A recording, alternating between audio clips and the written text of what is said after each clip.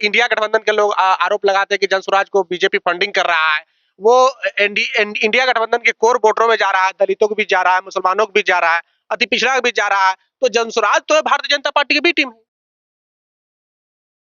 मुख्यमंत्री नीतीश कुमार 15 दिसंबर से महिला संवाद यात्रा पर निकलने वाले हैं और उससे पहले लालू प्रसाद यादव ने बयान दे दिया है कि महिला संवाद यात्रा पर नहीं निकल रहे हैं मुख्यमंत्री नीतीश कुमार, वो आंख सेकने के लिए निकल रहे हैं। और वहीं तिरहुत में एमएलसी चुनाव था, बिहार में आपको पता है एमएलसी चुनाव था एक सीट पे, और वहां पर निर्दलीय एमएलसी उम्मीदवार जीत गए हैं।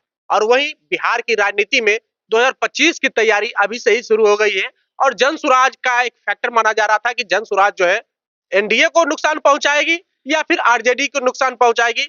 हमारे साथ में जनसुराज के ही नेता है प्रोफेसर रामबली सिंह चंद्रवंशी, जो कि पहले आरजेडी में थे, अब प्रशांत किशोर के साथ चले गए हैं। और ये सब मसलों पर बात करेंगे और बात करेंगे बिहार के कई अन्य मसले पर। जनसुराज में आप चले गए हैं सर, और मुख्यमंत्री नीतीश कुमार महिला संवाद यात्रा पर निकल रहे हैं 15 दिसंबर से, और लालू जी कह रहे हैं कि ये आंख सेकने के लिए निकल रहे हैं। क्या कहेंगे? देखिए, आज से लगभग 1 सप्ताह पहले बिहार के माननीय मुख्यमंत्री नीतीश कुमार जी ने महिला संवाद यात्रा करने की बात कही और 1 सप्ताह के बाद आदरणीय लालू प्रसाद यादव जी का जो बयान आया, यह बयान को हल्के में लेने की ज़रूरत नहीं है। ये बहुत ही सोची-समझी रणनीति के तहत लालू प्रसाद जी का यह एक लाइन का बयान है। एक लाइन के बयान में ही नीतीश कुमार की राजनीतिक धाराशायी हो जाएगी, खास करके महिला संवाद यात्रा। क्योंकि यह बातें उन्होंने जो कही है, उसके कई एस्पेक्ट होंगे, कई तरह से लोग दृष्टिकोण से इसको अपने-अपने ढंग से लोग गॉसिप में प्रचार करेंगे। कुछ लोग कहेंगे नीतीश कुमार जी के विरोधी होंगे, वह विरोध के रूप में इसको प्रचारित करेंगे। कुछ लोग होंगे हँसी-मज़ाक के रूप में इसको प्रचारित करेंगे और कुछ लोग होंगे जो इसको मज़ा लेने के लिए, क्योंकि नीतीश कुमार जी ने का जो रहा है पहले से इस महिलाओं के बारे में, अभी 6 महीना से पहले मैंने इसके पिछले सत्र में नीतीश कुमार जी ने परिवार नियोजन के नाम पर महिलाओं के बारे में ऐसी गंदी टिप्पणी की थी कि वह टिप्पणी से पूरा देश में बिहार शर्मसार हुआ था और सदन भी शर्मसार हो गया था। वो बहुत ही वायरल हुआ था वो बातें। दूसरी बात, अभी आप देखे होंगे कि कुछ दिन पूर्व ही महिलाओं के जीविका दीदियों की एक पटना में प्रदर्शन था अपनी मांगों के लिए। उन मांगों के समर्थन में बेचारी जीविका दीदियां पटना की सड़कों पर आई। वह कोई तलवार और भाला और लाठी लेकर के, रिवॉल्वर लेकर के नहीं आई, लेकिन उन महिला दीदियों को, जीविका दीदियों को नीतीश की सरकार ने किस तरह से लाठी डंडे बरसाए, उनको घायल किया गया, ये महिलाएं शायद बिहार के भी भूली नहीं हैं। तो फिर आप 250 करोड़ रुपए खर्च करके महिला संवाद के नाम पर 2,500 करोड़ रुपए 2,500 रुपये 2,500 करोड़ 2500 करोड़ रुपया 2500 करोड़ रुपया खर्च करके महिला संवाद यात्रा के नाम पर एक तरह से बिहार के खजाना को लूटने का आपने एक तरह से व्यवस्था कर लिया। अब शायद नीतीश कुमार जी को सोचना पड़ेगा कि महिला संवाद यात्रा में जाएं कि नहीं जाएं, जाने से लाभ होगा या हानि होगा, ये जरूर सोचने का विषय उनके लिए लालू प्रसाद की टिप्पणी ने बाध्य कर दिया। पर एक सवाल ये है ना सर कि महिलाओं के लिए नीतीश कुमार ने तो काम किया है, चाहे वो पंचायती चुनाव में आरक्षण की बात हो या फिर बिहार में शराबबंदी की बात हो, तो महिला संवाद यात्रा पर अगर नीतीश कुमार जा रहे हैं तो क्या गलत है? देखिए, शराबबंदी तो महिलाओं को बेवकूफ बनाने का एक कुत्सित प्रयास है। कैसे सर? इसलिए कि तथाकथित नीतीश कुमार की शराबबंदी ने अभी लगभग 1,23,000 लोग जेलों के अंदर बंद हैं। वे लोग कौन हैं? उनकी महिलाएं पर क्या आफत गुजर रही है? नीतीश कुमार जी ने कभी भी समीक्षा करके देखी? आप एक तरफ से राजस्व की हानि हो रही है बिहार के अंदर, सबको दिखाई दे रहा है, लगभग 2,000 करोड़ रुपए प्रति वर्ष।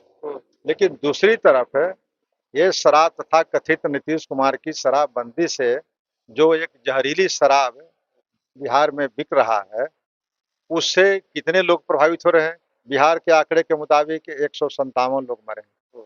सच्चाई ये नहीं है, हजारों लोग मरे हैं और जहरीली शराब से मरने वाले लोगों की संख्या, और मरने वाले लोगों की संख्या ही है, और जो नहीं मरे हैं, जिनका किडनी खराब हो रहा है, आँख खराब हो रहा है या और अंग प्रत्यंग खराब हो रहे हैं, उनकी भी संख्या अच्छी खासी है। दूसरी तरफ यहाँ का पुलिस और माफिया, जो शराब माफिया है, उसकी एक नेक्सस बन गया, एक बन गई पैरेलल, उसका समानांतर सरकार बन गई और उसमें सरकार के जो मशीनरी है, पुलिस प्रशासन पूरी तरह से लिप्त है पैसा कमाने में।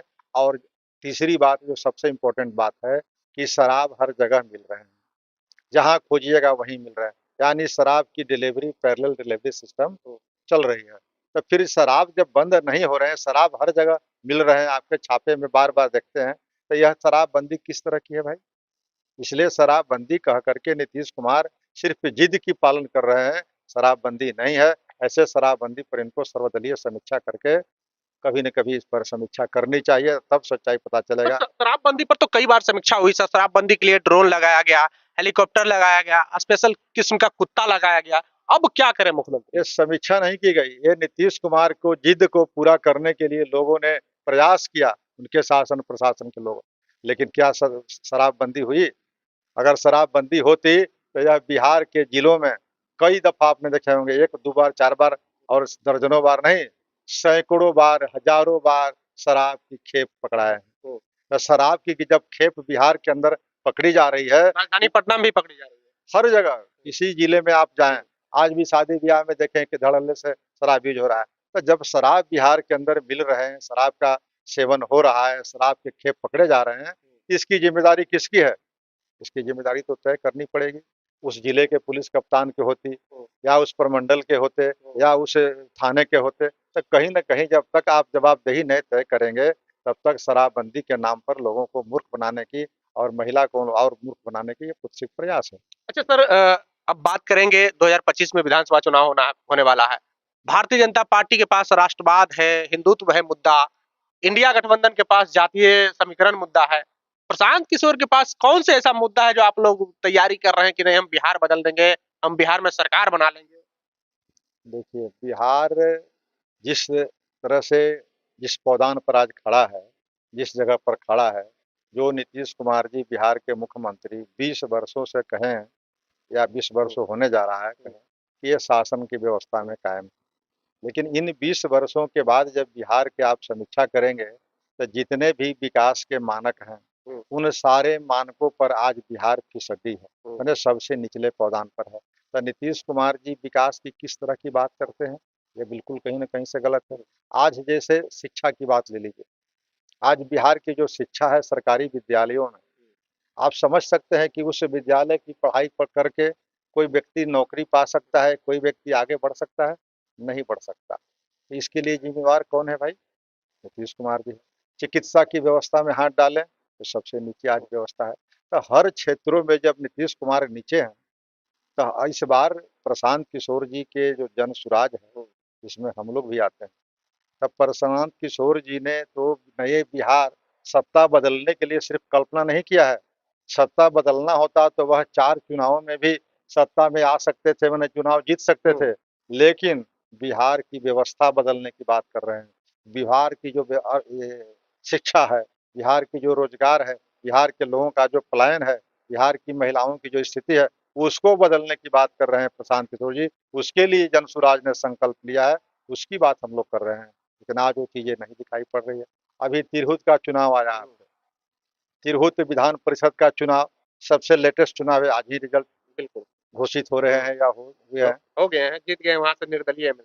हाँ, निर्दलीय जीत गए। आज ये तिरहुत का चुनाव जो है स्नातक उसके वोटर होते हैं, मतलब कि कम से कम लोग पढ़े लिखे लोग होते हैं। अब ये लोग जो है शिक्षित लोग है, बिहार में एक संदेश दे दिया कि एक यहाँ दुर्भाग्य से एक घटना घटी, इसे दुर्घटना कहेंगे, कि जिस तरह से बिहार में के पाठक के द्वारा शिक्षकों को प्रताड़ित किया जा रहा था, विशेष करके नियोजित शिक्षकों को।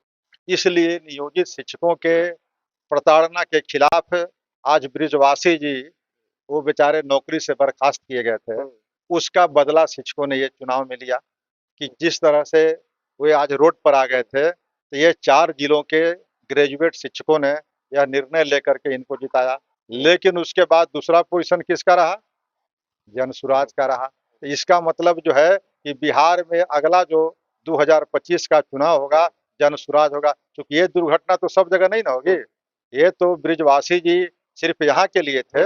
इस तिरहुत स्नातक निर्वाचन क्षेत्र के लिए, लेकिन पूरे बिहार में जब विधानसभा का चुनाव होगा तो ब्रिजवासी जी तो और दूसरे तीसरे जगह नहीं मिलेंगे, तो तीसरे चौथे जगह मिलेंगे तो जनसुराज मिलेंगे। यानी कि सरकार की लड़ाई जनसुराज से होगी, ना कि राष्ट्रीय जनता दल से। हाँ, जनसुराज तय कर लिया है कि अगला 2025 का जो चुनाव होगा बिहार को बदलने के लिए जनसुराज कमर कस लिया है और उसके परिणाम सबके सामने आएंगे, वह दिखाई दे दिया आज पर एक सवाल ये है ना सर कि एनडीए इंडिया गठबंधन के लोग आरोप लगाते हैं कि जनसुराज को बीजेपी फंडिंग कर रहा है। वो इंडिया गठबंधन के कोर वोटरों में जा रहा है, दलितों को भी जा रहा है, मुसलमानों को भी जा रहा है, अति पिछड़ा को भी जा रहा है। तो जनसुराज तो भारतीय जनता पार्टी की बी टीम है। देखिए, जो विरोधी हमारे होंगे वो किसी का बी टीम, किसी का सी टीम, किसी का ए टीम कहते रहे, लेकिन उससे जनसुराज को कोई लेना देना नहीं है। जनसुराज अपना काम कर रहा है, उसको जनता के बीच में लड़ाई है, वो किसी पार्टी से लड़ाई नहीं लड़ रही है। ये चुनाव लड़ रही है बिहार को खुशहाली के लिए, बिहार को बेहतर करने के लिए, बिहार के नौजवानों को पलायन रोकने के लिए, बिहार की बेरोजगारी रोकने के लिए, बिहार की व्यवस्था बदलने के लिए। ये किसी पार्टी से लड़ाई जनसुराज की नहीं है। इसलिए जो भी पार्टी के लोग या जो भी दूसरे लोग कहते हैं कि किनका बी टीम है और किनका सी टीम है, इससे जनसुराज को कोई इत्तेफाक नहीं। 2025 की तैयारी अभी से ही शुरू होगी। हाँ, ये तो 2025 का ये ट्रेलर था। अभी जो चुनाव हुआ, 4 चुनाव हुए थे, उसमें भी जनसुराज ने अपना 10% वोट ला करके अपनी उपस्थिति दर्ज की थी, जबकि उन क्षेत्रों में जनसुराज का कोई संगठन भी नहीं था। आप पार्टी बने हुए 1 सप्ताह भी हुए थे, तुरंत चुनाव में कूद गया। लेकिन आज उसके बाद फिर चुनाव विधान परिषद का हुआ, उस चुनाव में भी जनसुराज ने अपनी उपस्थिति दिखा दी। तो अब पॉलिटिकल पार्टी के जो लोग हैं, समझदार लोग, जागरूक लोग, यह समझ गए कि जनसुराज बैठा हुआ नहीं है। जनसुराज जो है अपना जलवा 2025 विधानसभा में अवश्य दिखाएगा। इस बात को कहीं न कहीं पर से राजनीतिक विश्लेषक ये कहते हैं सर कि बिहार में राजनीति करने के लिए स्पेस नहीं है। एक तरफ हिंदुत्व के नाम पर राजनीति होती है, राष्ट्रवाद के नाम पर राजनीति होती है, और एक तरफ जातीय आधार के तौर पर राजनीति होती है। तो प्रशांत किशोर के लिए जमीन कहाँ है बिहार में? देखिए, जातीय आधार पर ये चुनाव हुए भी, अभी तो आप चुनाव का परिणाम देखें, तो सब शिक्षकों ने, उसमें कई जाति के शिक्षक होंगे, कई धर्म के भी शिक्षक होंगे, लेकिन जाति धर्म से ऊपर उठ करके जिस तरह से अपने जाति के लिए, माने अपने शिक्षक जाति के लिए, जो शिक्षक जाति उनका प्रताड़ित हुआ था, उसके लिए जब सब लोग गोलबंद हो गए, तब बिहार के विकास के लिए, बिहार की व्यवस्था बदलने के लिए अगर सब बिहारी या अधिकांश बिहारी आज इकट्ठे हो जाते हैं, तो उसमें कौन सी आश्चर्यजनक बात होगी। इसलिए बिहार में हिंदुत्व की बात नहीं है।